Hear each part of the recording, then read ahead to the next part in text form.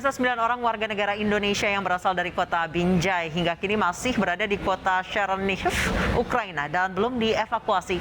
Pihak keluarga cemas dan meminta pemerintah Indonesia segera memulangkan mereka.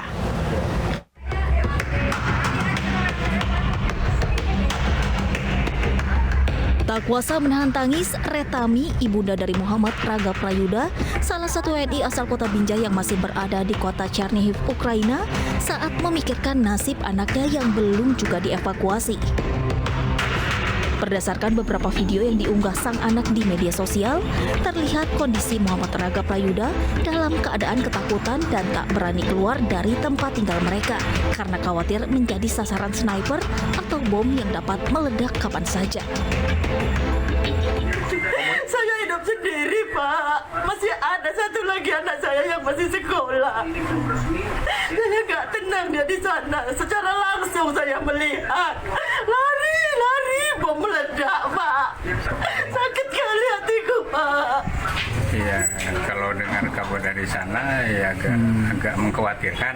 Mengkhawatirkan karena suasana perang. Suasana perang itu. Kesembilan orang warga kota Binjai berada di Ukraina, bekerja sebagai karyawan pabrik plastik sejak tahun 2018. Pihak keluarga memohon pemerintah bisa segera membantu mengevakuasi anak-anak mereka.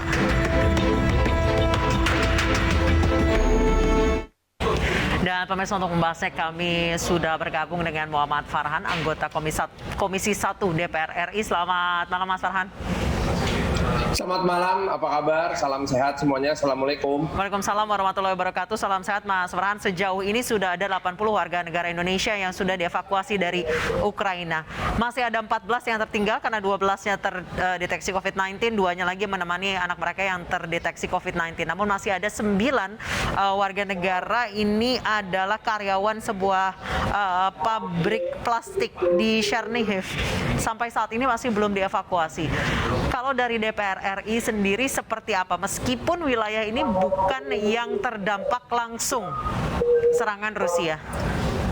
Oke, berdasarkan kami di Komisi 1 tentunya sebagai mitra kerja dari Kementerian Luar Negeri memastikan bahwa informasi yang didapat oleh masyarakat ini benar dulu. Bahwa kota Chernihiv ini adalah justru salah satu kota yang memang menjadi sasaran Rusia. Sampai kemarin malam ya, 24 jam yang lalu masih menjadi sasaran peluru kendali yang memang luar biasa. Nah, sebetulnya sesuai dengan briefing yang diberikan kepada seluruh warga negara Indonesia di seluruh Ukraina agar segera kembali dan melakukan titik kumpul di KBRI di kota Kiev. Namun, kota Chernihiv ini jauhnya 145 km di Kiev. Butuh waktu minimal 2 jam. Dan ketika serangan terjadi, maka sangat tidak aman apabila 9 orang ini memaksakan diri keluar dari kota Chernihiv dan langsung menuju ke Kiev. Jadi memang saat ini opsi terbaik untuk mereka adalah berada di dalam bunker pabrik plastik tersebut yang dimiliki oleh warga negara dari Jordania. Alhamdulillah kondisi sekarang masih bisa berkomunikasi, listrik masih nyala, penghangat juga masih nyala, jadi udara yang sangat dingin di sana tidak membuat mereka sengsara, jaket mereka masih ada. Saya belum tahu mengenai keadaan toilet maupun pengadaan air bersih untuk mandi dan MCK ya. Tetapi untuk air minum dan makanan semuanya ada. Jadi sejauh ini kondisi aman. Hal ini dipastikan oleh tim dari Direktorat Perlindungan Warga Negara Republik Indonesia dari Kementerian Luar Negeri yang sekarang ini berada di kota Lviv ya, itu sekitar 70 km dari kota Kiev, di mana di situ kemudian dilakukan juga koordinasi dengan berbagai macam perwakilan negara yang juga warga negaranya terjebak di kota Chernihiv. Baik, Mas Farhan, kalau lihat posisi mereka yang berada di kota Chernihiv 145 km dari Kiev, apakah ada konsulat jenderal terdekat dari lokasi mereka yang memungkinkan itu ada di Lviv. kota Lviv. Kota Lviv itu 70 km jauhnya, itu terdekat ya. Kenapa kota Chernihiv ini menjadi sasaran dari Rusia? Karena ini kota industri. Jadi salah satu cara mereka untuk melumpuhkan perekonomian dari Ukraina adalah melumpuhkan kota-kota industri. Nah, saat ini juga Ibu Menteri Luar Negeri itu melakukan kontak yang sangat erat dengan counterpartnya di negara-negara lain yang memiliki warga negara di sana. Dengan Kemenlu India, dengan Menlu Turki, kita tahu bahwa India ini justru memiliki banyak sekali warga negara yang terjebak di Ukraina dan bahkan beberapa sudah dinyatakan tewas karena perang ini. Dan kita tahu sendiri juga bahwa Turki sampai presidennya menelpon langsung Presiden Putin untuk memberikan safety passage bagi evakuasi warga negara asing yang ada di Ukraina. Baik, sejauh ini apakah dari DPR RI sendiri ada kontak dengan warga Indonesia yang masih tertinggal di sana? Kami belum bisa melakukan kontak karena selama ini kontak langsung dikoordinir oleh Kementerian Luar Negeri, karena bagaimanapun juga memang kontak dan informasi harus datang dari satu pintu untuk menghindari adanya simpang siur informasi yang bisa menimbulkan interpretasi yang berbeda-beda dan menimbulkan kepanikan. Saya kira apa yang dilakukan oleh Kementerian Luar Negeri sudah sangat tepat, di mana semua informasi dikoordinasikan dan kolaborasi dilakukan melalui satu pintu. Baik, jadi memang saat ini teraman adalah mereka tetap ada di bunker, tidak ke checkpoint yang berada di kota Kiev ya, Mas Farhan ya? Kota Kiev 145 km jauhnya dari sana, sedangkan kota Lviv, tempat konjen kita, itu jauhnya 70 km.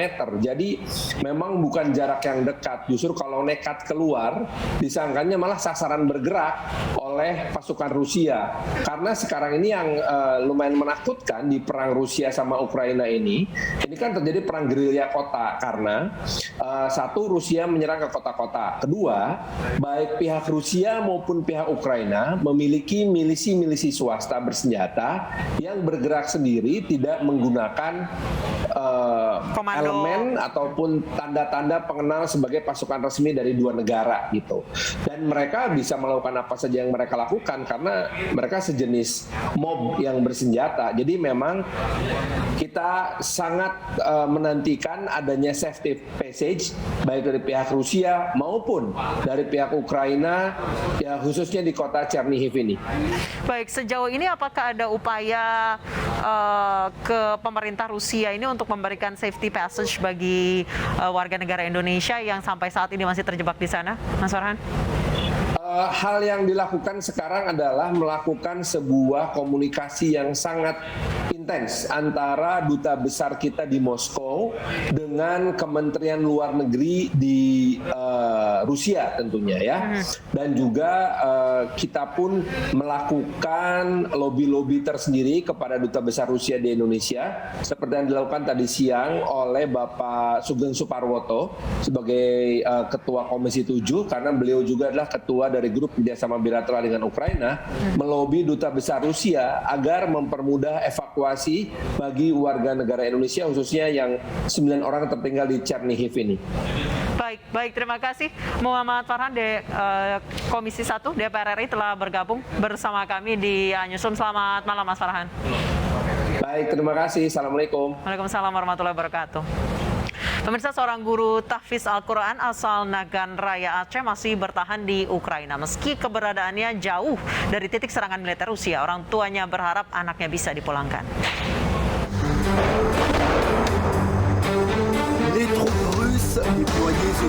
Serangan operasi militer khusus Rusia terhadap Ukraina membuat situasi mencekam. Kepanikan tidak hanya bagi warga yang berada di wilayah yang diinvasi Rusia, juga keluarga dan kerabat yang berada jauh dari Ukraina. Begitu juga dengan orang tua Muhammad Fatah, seorang guru tahfiz Al-Quran asal Serbajadi, Nagan Raya Aceh yang masih bertahan di Ukraina. Meskipun keberadaan guru tahfiz yang masih berumur 25 tahun ini jauh dari wilayah yang diserang Rusia, Fatah menetap di Ukraina baru 6 bulan usai lulus kuliah di Turki pada tahun 2021. Kondisinya masih baik-baik saja, masih selamat, juga ada koordinasi dengan KBRI, ya bilang tunggu petunjuk berikutnya, nggak bisa pulang semaunya sendiri. Tapi karena ada yang menangani, KBRI selalu memantau. Fatah direkrut Yayasan Sulaiman untuk menjadi guru tahfiz yang ditempatkan di bagian barat Ukraina. Meski menerima kabar kondisi anaknya dalam keadaan baik dan aman, orang tua Muhammad Fatah meminta pemerintah Indonesia segera mengambil tindakan agar anaknya bisa pulang hingga situasi membaik.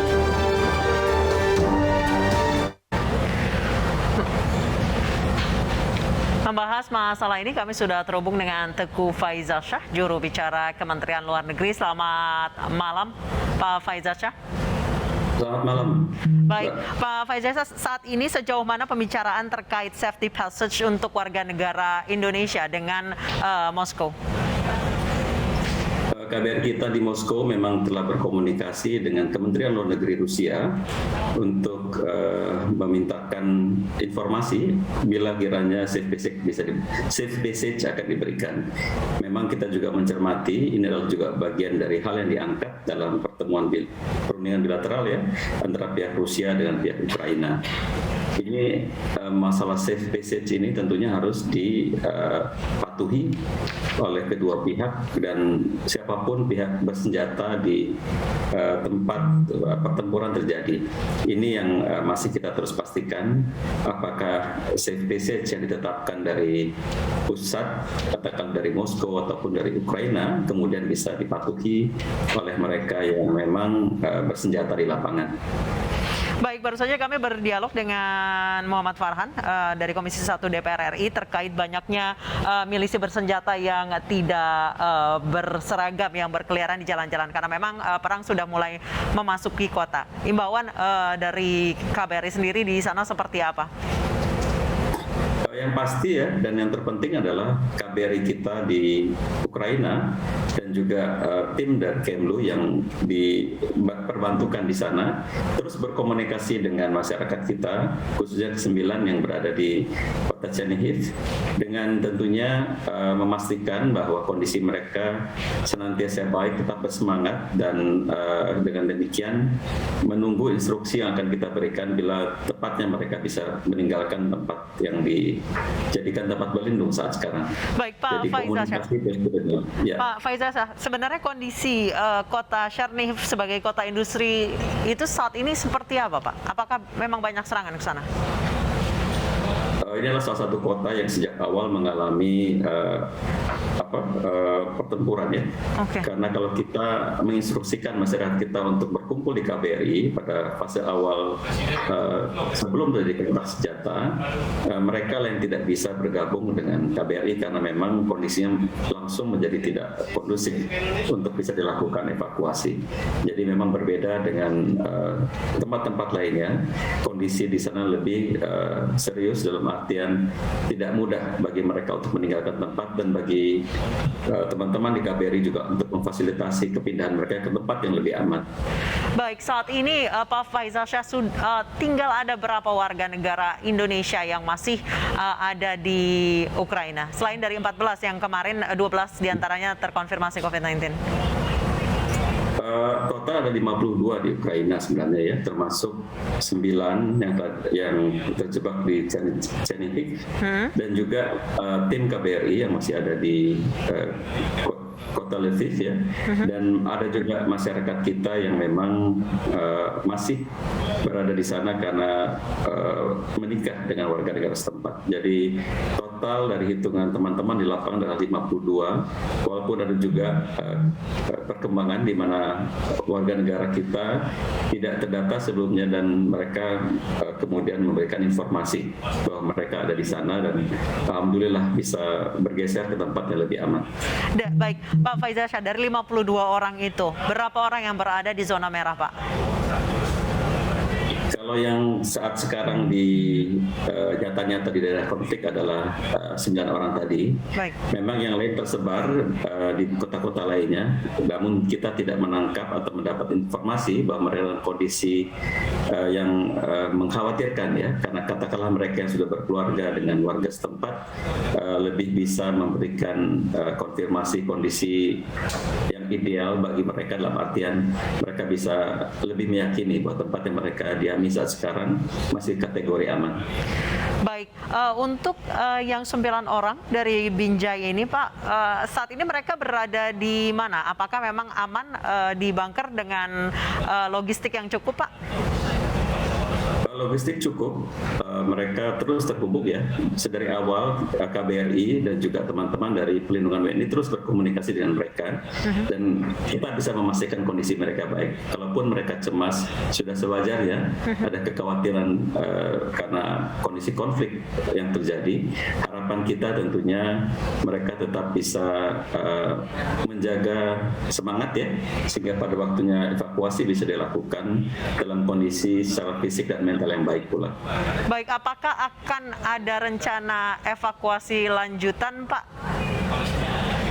Utamanya kita memindahkan mereka ke tempat yang lebih aman, sehingga dengan demikian selanjutnya kita akan pastikan, karena beberapa yang sudah berhasil dievakuasi di beberapa hari sebelumnya, memang saat sekarang tidak semuanya kembali ke tanah air karena ada yang memutuskan tetap tinggal ataupun residen mereka di negara-negara lainnya selain Ukraina. Baik, terima kasih Pak Teguh Faizasyah, juru bicara Kementerian Luar Negeri, telah bergabung bersama kami di Newsroom. Selamat malam, Pak. Pemirsa, usai jeda polisi selidiki kasus kerumunan di Jeuna. Sejumlah saksi menjalani pemeriksaan. Kami akan hadirkan informasinya usai jeda.